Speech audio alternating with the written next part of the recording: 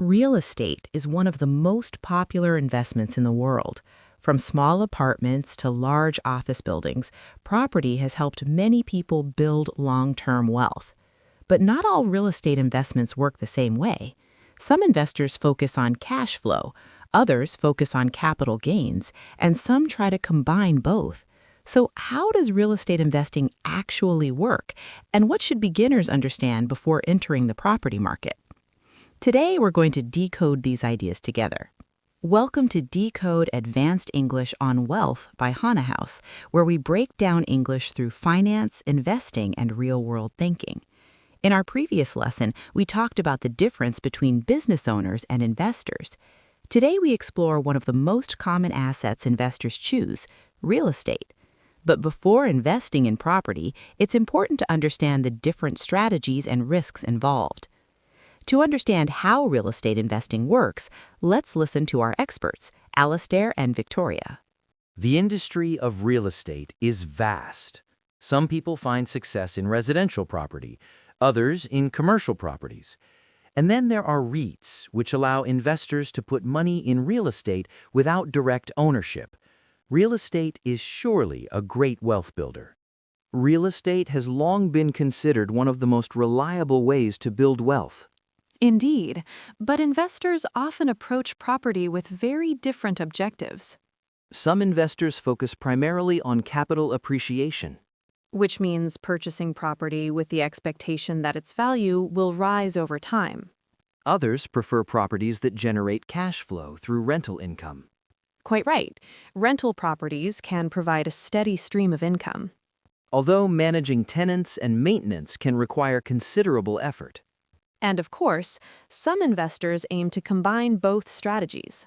A property that increases in value while producing rental income can be particularly attractive. So, real estate investors often follow three main strategies. But how does this work in everyday life? Let's listen to a conversation between Liam and Sophie. I've been thinking about investing in real estate. That's a big step. What kind of property? Maybe a small apartment, rent it out and earn some extra income? So you're thinking about cash flow. Exactly. But I also hear people buying land and waiting for the price to go up. That's the capital gain strategy. So which one is better? It depends on your goals. Cash flow gives you regular income. Capital gain depends on property values increasing. What about using a bank loan? That's very common in real estate, but it's also where many beginners make mistakes.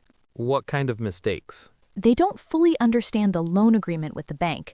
Interest rates, repayment schedules, penalties. So the contract really matters. Exactly. Before investing, you should always understand the loan terms and financial obligations. Real estate suddenly feels much more serious. That's because it is. Great discussion. Now let's decode some useful vocabulary from today's lesson. Term number 1, capital gain, meaning profit earned when an asset increases in value. Example, many property investors rely on capital gains when selling real estate. Another example, stocks can also generate capital gains when their price rises. Term number 2, cash flow, meaning regular income generated by an investment. Example, rental properties can generate steady cash flow.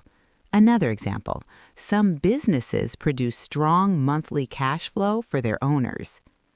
Term number 3, loan terms, meaning the conditions of a loan agreement, including interest rates and repayment rules. Example, investors should always review the loan terms before borrowing money from a bank. Another example, changing loan terms can significantly affect the cost of a mortgage. Reminder term, allocate capital. You may remember this phrase from one of our earlier lessons. To allocate capital means deciding where to place money for investment. Example, investors allocate capital across real estate, stocks, and businesses. Before entering the real estate market, beginners should take time to learn several important things. Real estate investing is not just about buying property and hoping the price increases. Successful investors usually understand the fundamentals first. First, understanding the property market. Investors need to study the local market.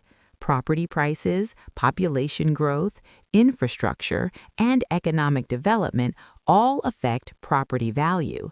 Location is one of the most important factors in real estate. Second, financing and leverage. Many real estate investors use bank loans to purchase property. This is known as leverage. Leverage can increase profits, but it can also increase risk. That's why investors must understand interest rates, repayment schedules, loan terms, and possible penalties. Third, rental management. For cash flow properties, investors need to understand how to manage rental properties. This includes tenant relationships, maintenance costs, and vacancy risk. Rental income can be stable, but it also requires management. Fourth, legal knowledge and contracts. Another important skill is understanding contracts and legal documents.